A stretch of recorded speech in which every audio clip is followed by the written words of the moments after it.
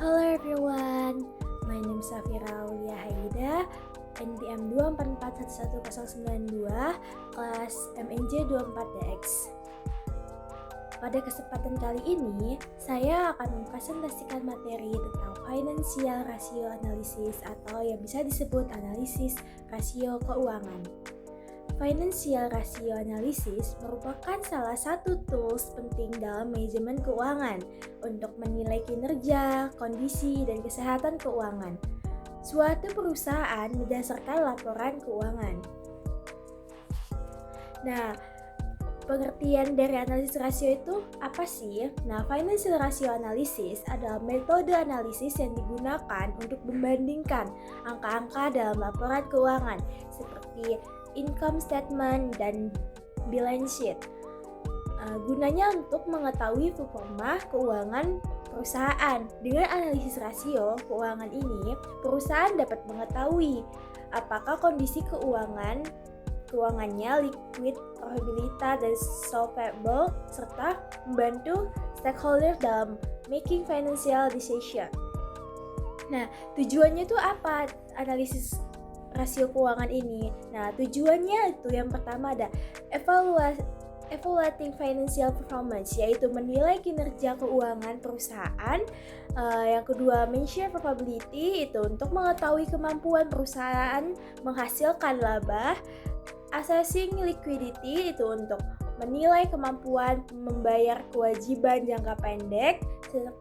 Terus yang keempat itu ada analyzing solvency, untuk melihat kemampuan perusahaan memenuhi utang jangka panjang.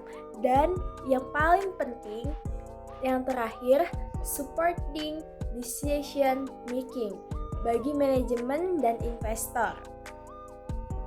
Nah, di sini saya bakal ngejelasin yang pertama itu liquidity ratio. Nah, di rasio itu ada liquidity ratio, rasio likuiditas. Nah, rasio likuiditas itu digunakan untuk mengatur kemampuan perusahaan dalam memenuhi kewajiban jangka pendeknya. Contohnya, current ratio itu untuk membandingkan current asset dengan current liability. Quick ratio itu untuk mengukur kemampuan perusahaan membayar utang tanpa mengandalkan persediaan. Nah, yang kedua itu ada probability ratio. Nah, probability ratio itu digunakan untuk mengukur kemampuan perusahaan dalam menghasilkan laba. Nah, contohnya itu ada net profit margin, terus return on asset, terus juga return on equity. Nah, semakin tinggi nilai rasio ini, semakin baik company performance-nya.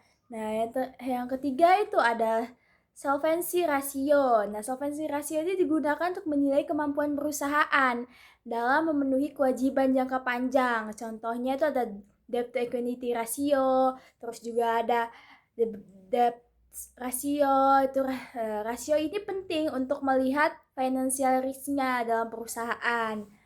Nah, yang keempat itu ada activity ratio. Nah, activity ratio digunakan untuk mengukur efisiensi perusahaan dalam mengukur asetnya. Contohnya total asset turnover, inventory turnover. Nah, rasio aktivitas ini membantu perusahaan menilai operasional efisiensi. Nah, pentingnya analisis rasio keuangan itu apa? Nah, yang pertama itu membantu mengetahui strengths dan juga weakness perusahaan. Nah, terus juga memudahkan perbandingan kinerja antar periode menjadi dasar evaluasi manajemen, itu juga membantu investor dan kreditur dalam menilai rasio investasi. Nah, kesimpulan dari semua yang saya jelasin yaitu sebagai kesimpulannya, analisis rasio keuangan merupakan alat penting dalam analisis laporan keuangan.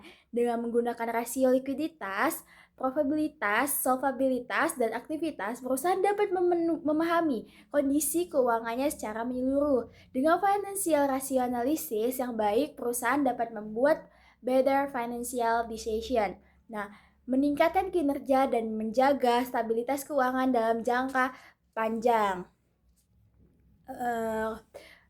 Pergi ke taman memetik delima, tak lupa menikmati suasana. Demikian presentasi yang saya dapat sampaikan. Thank you for your attention and see you next time. Bye!